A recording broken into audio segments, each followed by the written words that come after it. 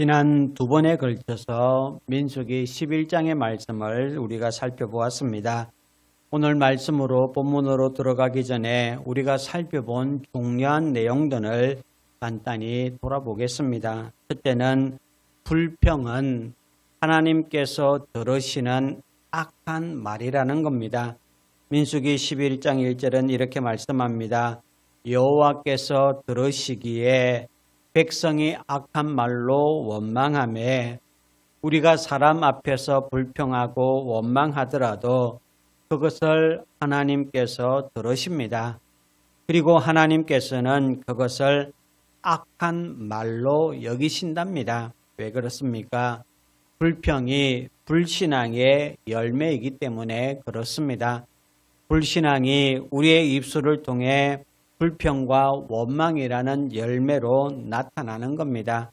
아무리 기도를 많이 하고 신앙생활을 오래 했다고 하더라도 내 입에서 계속해서 원망과 불평이 나온다면 실제로는 하나님을 신뢰하지 못하고 있다는 것을 돌아보아야 합니다.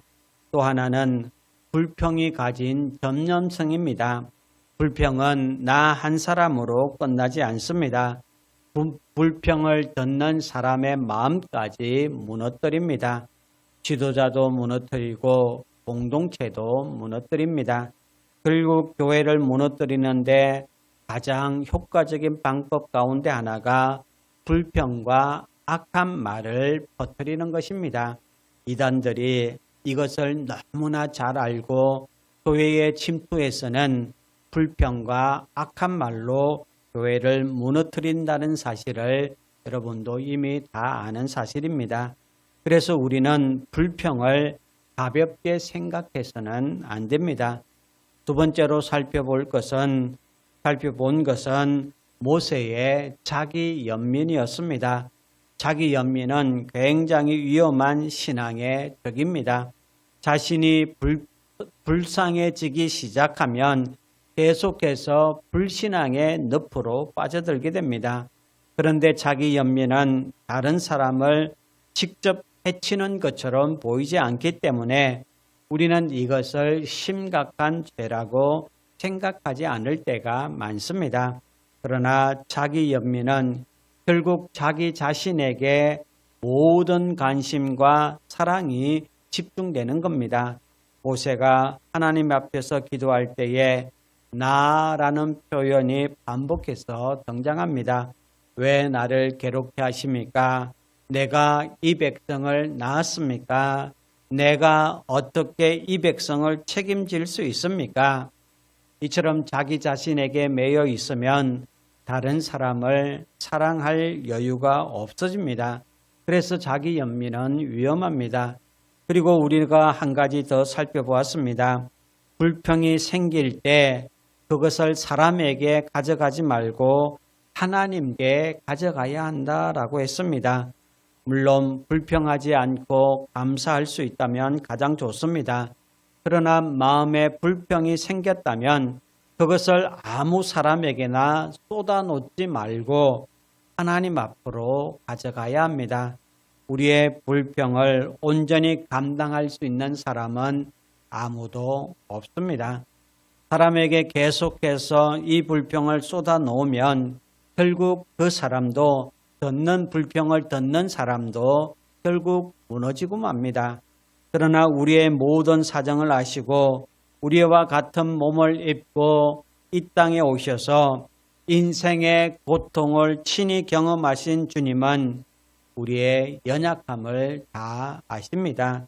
그러므로 성도는 자신의 모든 사정을 주님께 가지고 가는 법을 배워야 한다라고 했습니다. 이것이 지난 두 번에 걸쳐서 살펴본 내용입니다. 이제 오늘 본문에서는 두 가지 불평에 대한 하나님의 응답을 보게 됩니다. 백성들은 고기가 먹고 싶다며 울고불고 불평했습니다. 그리고 모세도 하나님께 제가 이 백성을 혼자서는 감당할 수가 없습니다. 제가 낳은 백성도 아닌데 왜 제가 이 모든 사람을 책임져야 합니까? 이렇게 말했습니다. 오늘 본문은 이 두 가지 불평에 대해서 하나님께서 어떻게 응답하셨는지를 보여줍니다. 먼저 모세에게 주신 응답을 보겠습니다. 16절과 17절 그리고 24절부터 30절에 그 내용이 나옵니다. 모세가 말합니다. 하나님, 너무 힘듭니다. 저 혼자서는 이 백성을 데리고 갈 수 없습니다. 이렇게 말하자 하나님께서 말씀하십니다. 이스라엘 장로들 가운데에 네가 아는 자 70명을 모아서 해막 앞으로 데려와라. 내가 너에게 임한 영을 그들에게도 임하게 해서 그들이 너와 함께 백성의 짐을 담당하게 하겠다라고 하십니다. 모세 혼자 지고 있던 짐을 이제 70명이 함께 지게 하시겠다라는 겁니다. 여러분, 한번 모세의 입장이 되어 보십시오. 하나님, 저 정말 힘들어서 못하겠습니다. 그렇게 기도했는데 하나님께서 말씀하십니다. 그래, 그러면 내가 너에게 준 영을 다른 사람에게도 주고 그 사람들이 너와 함께 이 일을 하게 하겠다. 이렇게 말씀하시면 여러분은 어떻겠습니까? 사람의 마음이라는 것이 참 묘합니다. 힘들다고 하면서도 내가 가지고 있는 자리를 다른 사람과 나누는 것은 좋습니까? 싫습니까? 또 싫습니다. 조그마한 권한이라도 그것을 가지고 있으면은 혼자 지키고 싶어 하는 것이 사람의 죄성입니다. 다른 사람이 나와 비슷한 역할을 맡게 되면은 괜히 위협을 느끼기도 합니다. 모세도 사람이었습니다. 어쩌면 모세가 기대한 응답은 이런 것이었을지도 모르겠습니다.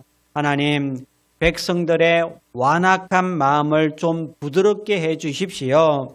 제발 원망하고 불평하지 않고 잘 따라오게 해 주십시오. 이런 기도가 아니었겠습니까?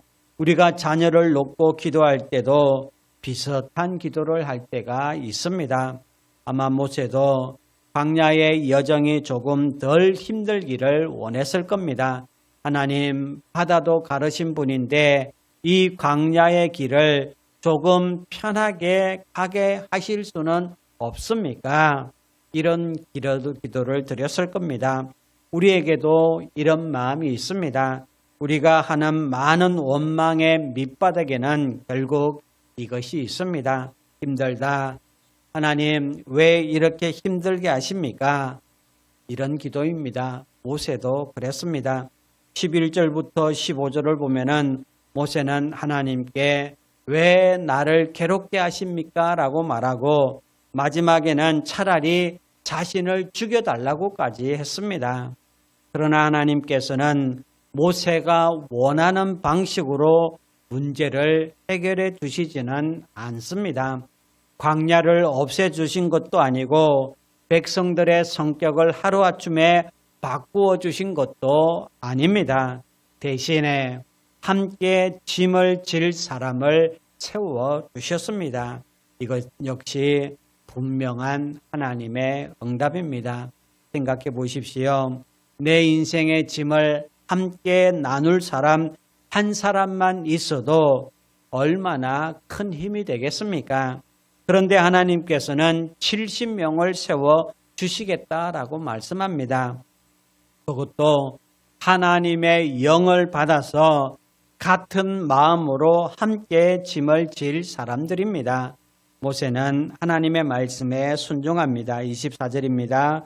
모세가 나가서 여호와의 말씀을 백성에게 알리고 백성의 장로 70인을 모아 장막에 둘러 세우매.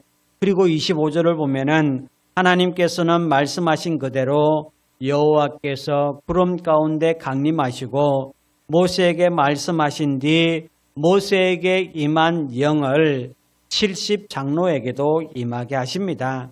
그들에게 영이 임하자 그들이 예언을 합니다. 여기서 중요한 것은 하나님께서 그들에게 영을 주셨다는 사실이 분명하게 드러났다는 겁니다.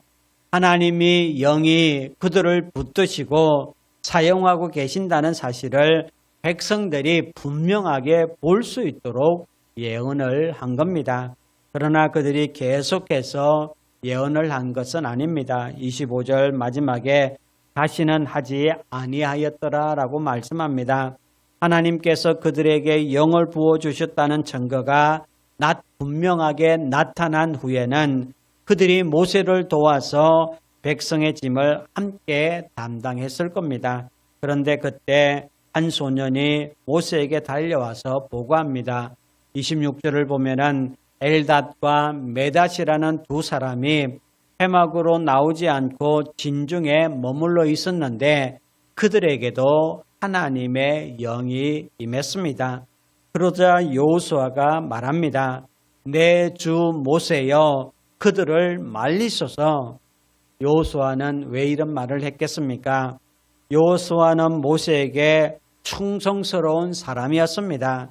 그래서 모세의 지도력이 위협을 받지 않을까 염려했던 겁니다. 모세 말고 또 다른 사람들에게 하나님의 영이 임하고 저 사람들이 예언하기 시작하면 어떻게 합니까? 이런 마음이 여호수아에게 있었던 겁니다. 그런데 모세의 대답이 놀랍습니다. 29절입니다. 네가 나를 두고 시기하느냐? 여호와께서 그의 영을 그의 모든 백성에게 주사 다 선지자가 되게 하시기를 원하노라. 이것이 모세의 온유함입니다. 민수기 12장 3절은 이렇게 말씀합니다. 이 사람 모세는 온유함이 지면의 모든 사람보다 더하더라. 모세는 자신이 가지고 있는 지위와 직분을 기득권으로 여기지 않았다는 겁니다. 여호수아가 말했을 때에 모세가 얼마든지 이렇게 반응할 수도 있었습니다. 역시 내 마음을 알아주는 사람은 너밖에 없구나. 가서 저 사람들을 당장 말려라. 이렇게 말할 수 있었습니다. 그러나 모세는 이렇게 말하지 않았습니다. 내가 왜 나를 두고 시기하느냐? 이것은 하나님께서 하시는 일이다. 그리고 말합니다. 나는 70명뿐 아니라 하나님의 모든 백성에게 하나님이 영이 임해서 모두 선지자가 되었으면 좋겠다. 얼마나 놀라운 고백입니까? 이것이 모세의 온유함이고 하나님께서 모세를 통해 보여주시는 믿음입니다. 이제 두 번째로 백성들의 불평에 대한 하나님의 응답을 보겠습니다. 18절입니다. 하나님께서는 백성에게 말씀합니다. 너희의 몸을 거룩히 하여 내일 고기 먹기를 기다리라. 그리고 말씀합니다. 너희가 울며 이르기를 누가 우리에게 고기를 주어 먹게 하랴. 애굽에 있을 때가 우리에게 좋았다는 말이 여호와께 들렸으므로 여호와께서 너희에게 고기를 주어 먹게 하실 것이라. 그런데 하나님께서는 하루나 이틀 먹을 고기만 주시겠다 하지 않습니다. 무려 며칠입니까? 한 달 동안 고기라면은 이제 진절머리가 날 정도로 먹게 하겠답니다. 그 말씀을 듣고 모세가 놀랍니다. 21절입니다. 나와 함께 있는 이 백성의 보행자가 60만 명이온데 주의 말씀이 한 달 동안 고기를 주어 먹게 하겠다 하시오니 그들을 위하여 양떼와 소떼를 잡은들 조카오며 바다의 모든 고기를 모은들 조카오리까. 모세의 반응이 이해가 되십니까? 이해가 되지 않습니까? 60만 명은 보행할 수 있는 남자의 싸움을 할 수 있는 남자의 숫자입니다. 여자와 어린아이까지 합하면은 훨씬 많은 사람들이 광야에 있습니다. 그 많은 사람을 하루도 아니고 한 달 동안 고기를 먹이신답니다. 이 장면을 보면은 여러분은 금방 떠오르는 신약의 사건이 뭐가 떠오릅니까? 이 사건을 통해서 신약의 오병이어의 사건이 떠오를 겁니다. 수많은 사람이 먹을 것이 없을 때에 빌립은 계산했습니다. 이 사람들을 먹이려면은 얼마의 돈이 필요할까?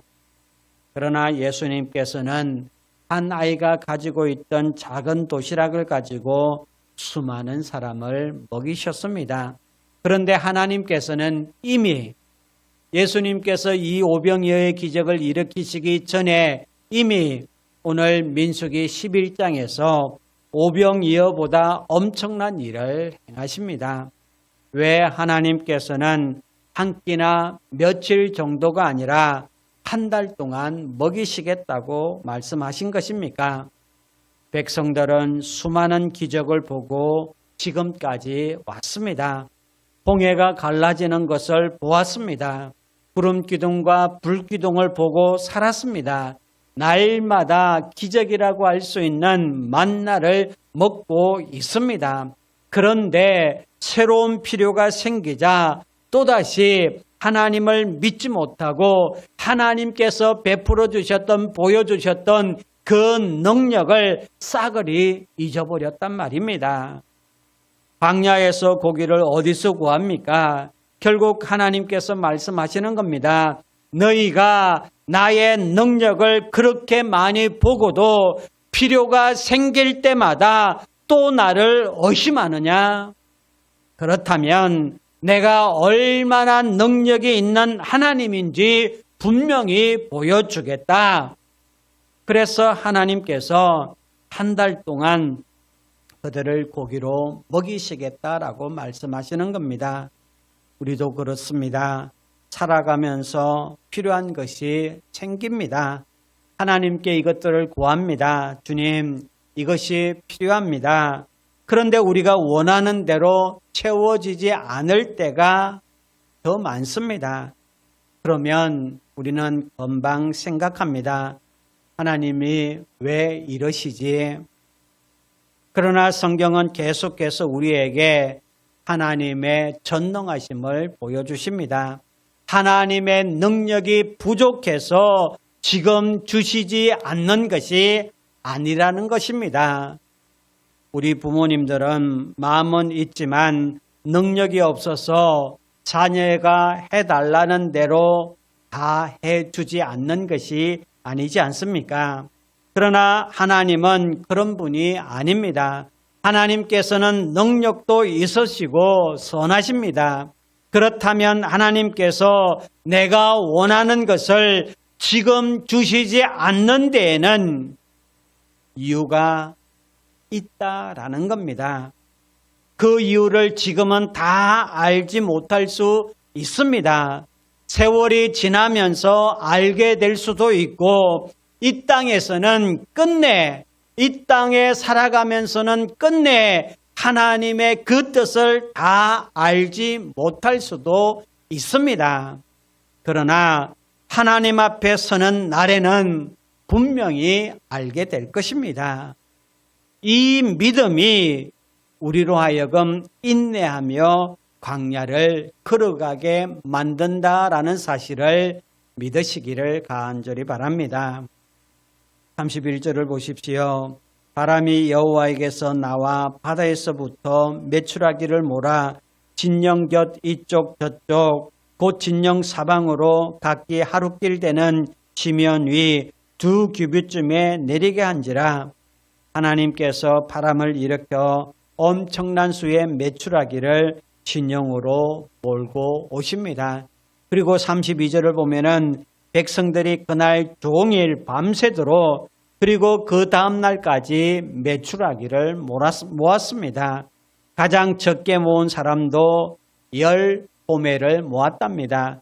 이것을 우리가 사용하는 양으로 환산을 하니까 약 2200리터나 되는 엄청난 양을 모았답니다. 한 사람이 2200리터. 하나님께서 부족하게 주신 것이 아닙니다. 넘치도록 주셨습니다. 그런데 이 사건에서 우리가 놓치지 말아야 할 것이 있습니다. 하나님께서는 그들이 요구한 것을 주셨지만 그들이 요구한 것을 하나님께서는 주셨지만은 그와 함께 뭐가 임했습니까? 고기를 원해서 고기를 주셨는데 그들에게 뭐가 함께 임했습니까? 재앙이 임했습니다. 33절입니다. 고기가 아직 이 사이에 있어 씹히기 전에 여호와께서 백성에게 대하여 진노하사 심히 큰 재앙으로 치셨으므로 그래서 그곳의 이름을 기브로 탓다와 곧 탐욕의 무덤이다라고 불렀습니다. 이 사건을 시편은 이렇게 해석합니다. 하나님께서 그들이 요구한 것을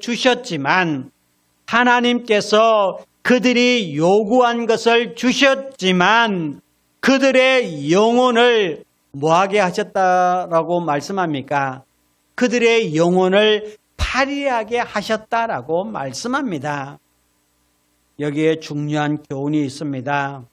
내가 구한 것을 하나님께서 주셨다라고 해서 그것이 반드시 내 영혼에 좋은 것만은 아닐 수 있다라는 것입니다.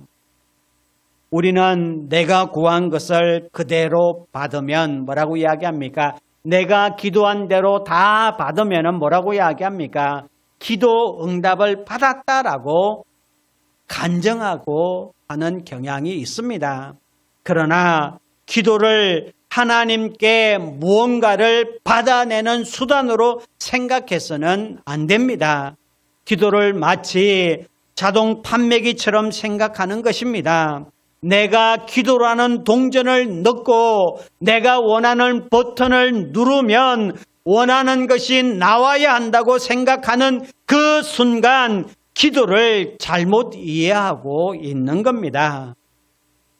만일 우리가 구하는 것을 하나님께서 언제나 다 주신다면은, 내가 구하는 것을 언제나 다 주신다면은 오히려 우리가 망할 수도 있다라는 겁니다. 자녀가 원하는 것을 부모가 무엇이든지 다 준다면은 그것이 정말로 자녀를 사랑하는 것입니까? 여러분은 자녀를 키우시면서 자녀가 원하는 것을 다 주십니까? 그런 부모는 없을 겁니다. 하나님도 마찬가지입니다. 하나님께서는 이스라엘 백성이 구한 것을 주셨습니다. 그러나 어떤 사람에게는 그것이 재앙이 되었습니다. 왜 그렇습니까? 문제의 핵심은 고기가 아니었습니다. 20절을 보면은 하나님께서 말씀하십니다. 이는 너희가 너희 중에 계시는 여호와를 멸시하고 그들의 불평 속에 하나님을 멸시하는 마음이 있었던 겁니다. 모세도 불평했습니다. 그러나 백성들의 불평 가운데는 하나님을 멸시하는 불신앙과 탐욕이 있었습니다. 하나님께서는 그것을 다루고 계시는 것입니다. 그들이 원했던 고기를 주면서 그 불신앙과 탐욕을 다루고 계시는 것입니다. 그러므로 기도는 내가 원하는 것을 하나님께 얻어내는 수단이 아닙니다. 여러분, 기도는 하나님을 만나는 자리라는 사실을 단 한순간도 잊지 마시기를 간절히 바랍니다. 기도를 통해 내 생각이 잘못되었다는 것을 발견하고 내 동기가 잘못되었다는 것을 깨닫고 내 마음속에 섞여 있는 탐욕과 제약된 욕망을 발견하며 하나님 앞에서 정결하게 되어가는 것입니다. 기도를 통해 우리가 거룩해지고 기도를 통해 하나님을 닮아가는 거란 말입니다. 이스라엘의 지난 광야 여정을 한번 돌아보십시오. 홍해를 건너고 사흘이 지났을 때 물이 없었습니다. 마라에 도착해서 물을 발견했지만은 써서 마실 수가 없었습니다. 그러자 백성들이 원망하기 시작합니다. 홍해를 마른 땅처럼 건넌 지 불과 며칠이 지났습니까? 사흘밖에 지나지 않았습니다. 하지만 백성들은 그 엄청난 일을 행하신 하나님을 잊어버리고 원망했습니다. 분명 불신앙입니다. 그런데 하나님께서는 나무를 물에 던지게 하셔서 썬물을 단물로 바꾸어 주셨습니다. 출애굽기 16장으로 넘어가면 신광야에서 먹을 것이 없다며 또 원망합니다. 그러자 하나님께서는 그들에게 만나를 주셨습니다. 17장에서는 르비딤에 이르자 이번에도 물이 없다며 또 원망합니다. 그러자 하나님께서 반석에서 물이 나오게 하셨습니다. 그리고 오늘 민수기 11장에서는 고기를 달라고 합니다. 그러자 하나님께서 또 고기를 주십니다. 목마르면 물을 주시고 배고프다 그러면 만나를 주시고 고기를 달라고 그러면 메추라기를 주십니다. 그러나 하나님께서는 이 백성을 계속해서 어린 아이처럼 그렇게만 다룰 수 없었습니다. 이런 불신앙의 상태로는 광야의 여정을 끝까지 갈 수 없었단 말입니다. 가나안에 들어가서 강한 민족들과 싸울 수도 없었습니다. 그래서 하나님께서는 때때로 자기 백성을 혹하게 훈련시키십니다. 우리가 원하는 것을 주시기도 하지만 때로는 우리가 그렇게 원하는 것들을 주지 않으시기도 합니다.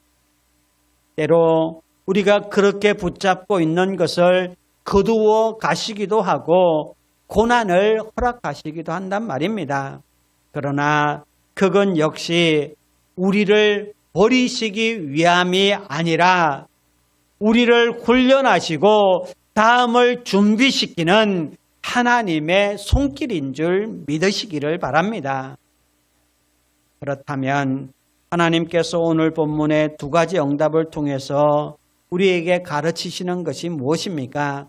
저는 크게 두 가지라고 생각합니다. 첫째는 너 자신을 알라라는 겁니다. 모세는 말했습니다. 저는 힘들어서 못하겠습니다.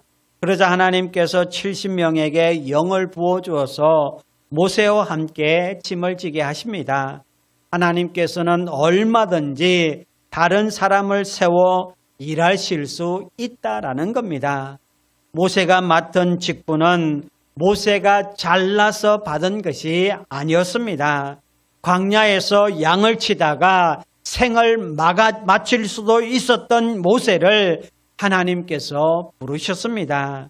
그리고 그에게 율법을 주시고 백성에게 하나님의 말씀을 전달하는 영광스러운 직분을 맡겨주셨습니다.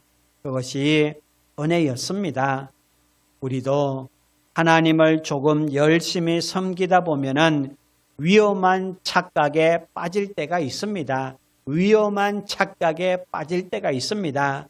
나 없으면 안 된다. 그렇지 않습니다.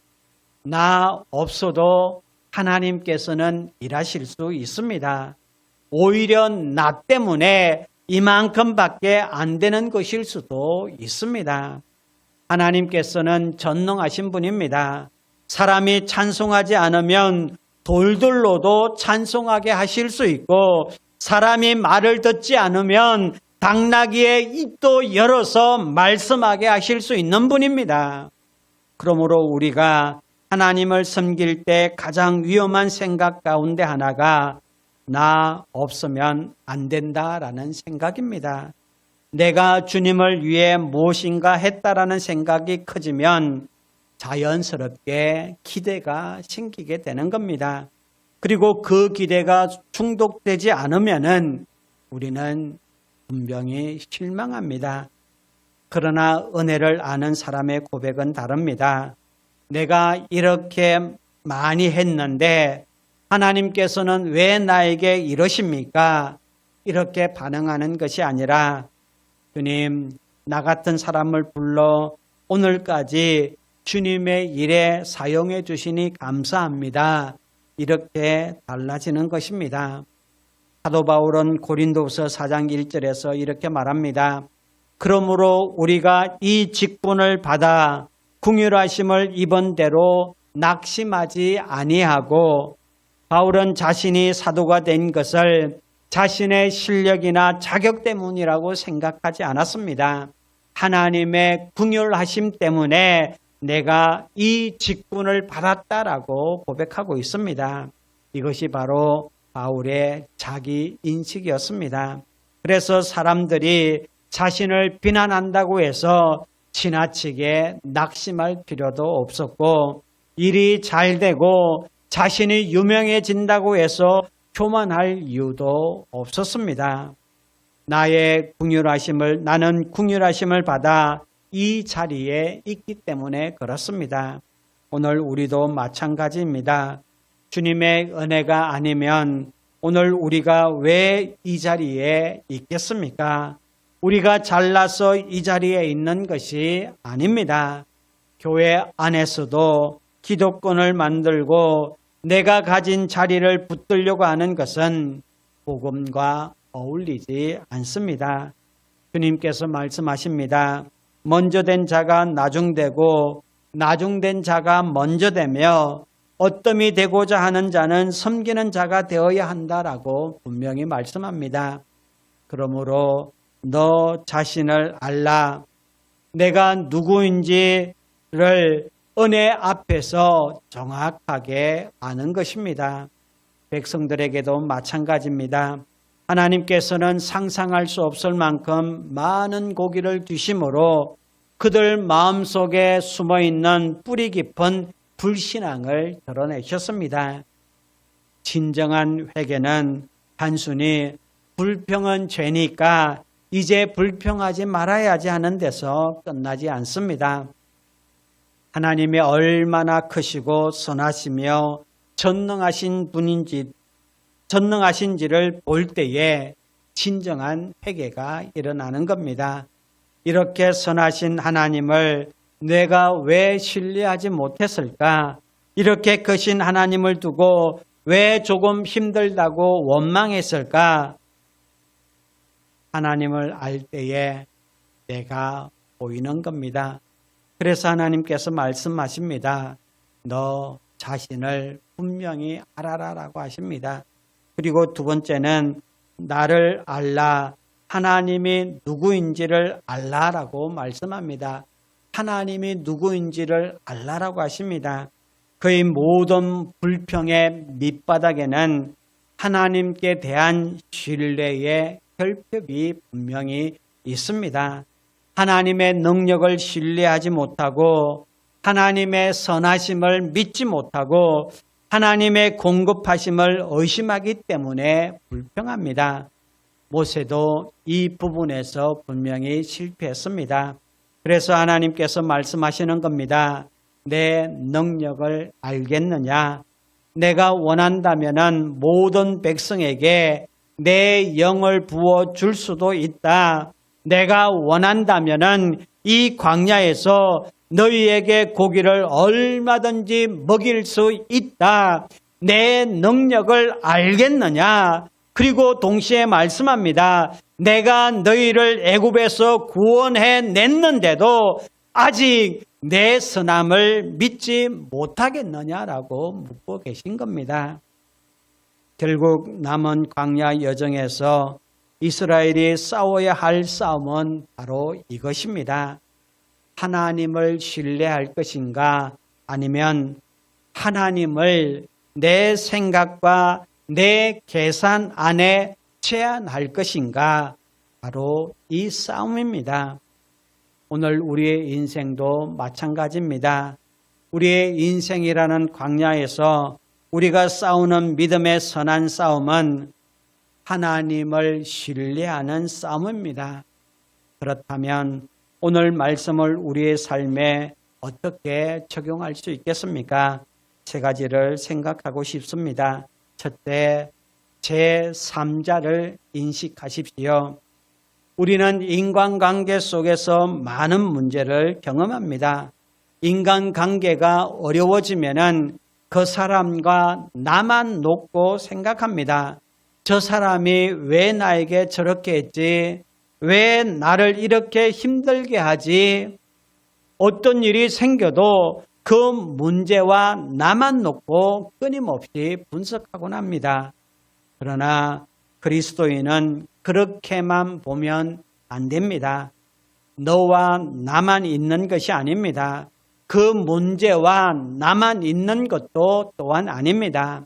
그 사이에 언제나 누가 계십니까? 하나님이 계신다는 사실을 단 한순간도 놓치지 마시기를 바랍니다. 그러므로 그리스도인은 모든 것을 삼자 관계 안에서 보아야 합니다. 저 사람이 어떻게 나에게 저럴 수 있지 해서 멈추지 말고 하나님께서는 왜 이런 사람을 내 삶에 허락하셨을까? 하나님께서는 이 일을 통해서 나에게 무엇을 가르치고 계실까? 라고 물어야 한단 말입니다. 어떤 일을 놓고도 그때 내가 잘못 판단해서 이렇게 되었구나, 후회된다. 여기서 끝나지 말고 하나님께서는 왜 이 일을 허락하셨을까? 이 일을 통해서 내게 가르치시는 것이 무엇일까? 이것을 물어야 한단 말입니다. 참새 한 마리도 하나님의 허락 없이 땅에 떨어지지 않는다라고 말씀하셨습니다. 그렇다면 내 삶에 찾아온 사람과 사건도 하나님의 주권밖에 있지 않습니다. 내 삶에 찾아온 사람과 사건도 하나님의 주권 안에 있단 말입니다. 그리고 내가 누군가에 대해 말할 때도 하나님께서 듣고 계신다는 사실을 놓치지 마십시오. 제3자이신 하나님을 인식하십시오. 그렇게 하면 우리의 마음과 입에서 불평이 줄어들기 시작할 겁니다. 둘째는 은혜를 아는 지식에서 깊어져 가야 합니다. 한 해 한 해 신앙의 연수가 깊어짐에 따라 하나님을 아는 지식도 깊어져 가야 한단 말입니다. 하나님의 은혜를 제대로 인식하면 불평하고 원망하기가 어렵습니다. 내 삶의 자리가 아무리 고통스럽고 절망적으로 느껴져도 하나님의 은혜가 선명하게 보이면 원망 대신 감사가 나올 수밖에 없습니다. 사도행전 16장을 보십시오. 하나님께서 바울에게 마게도냐 사람의 환상을 보여줍니다. 환상을 보여줍니다. 그래서 바울은 하나님의 인도하심을 따라 마게도냐로 갔습니다. 그런데 그곳에서 복음을 전하다가 붙잡혀서 매를 맞고 감옥에 갇혔습니다. 이 얼마나 억울합니까? 아니 하나님께서 가라라고 해서 여기까지 왔는데 이게 뭡니까? 얼마든지 이렇게 불평할 수 있습니다. 그런데 바울과 실라는 그 지하 감옥에서 찬송을 합니다. 왜 그렇습니까? 여전히 자신들이 하나님의 은혜 아래 있다라는 사실을 분명하게 알고 있었기 때문입니다. 바울에게는 자신이 과거에 스데반을 죽이는 일에 가담했던 사람이라는 기억이 있습니다. 그런 자신이 이제는 예수 그리스도를 위해 고난을 받고 복음을 전하고 있는 것 자체가 은혜였단 말입니다. 우리는 때로 내가 현재 가지고 있는 것이 하나님의 은혜라는 사실을 잘 알지 못합니다. 건강할 때는 건강이 은혜인지 잘 모릅니다. 경제적으로 어느 정도 살아갈 때는 그게 은혜인지 잘 모릅니다. 사람들에게 인정을 받을 때는 그 인정이 얼마나 소중한 것인지 잘 모릅니다. 그런데 하나님께서 한 걸음만 물러서시고 우리가 붙들고 있던 것을 하나 둘 거두어 가시면은 그때야 비로소 그것들이 얼마나 큰 은혜였는지를 깨닫는단 말입니다. 하나님께서는 때로 이런 방식으로도 우리에게 은혜를 끼칩니다. 욥이 고백했습니다. 주신 이도 여호와시요 거두신 이도 여호와시오니 주실 때도 하나님을 알고 거두실 때도 하나님을 신뢰하는 것입니다. 물론 이 고백은 절대로 쉬운 고백이 아닙니다. 그러나 성도가 자라가면서 반드시 배워야 할 고백입니다.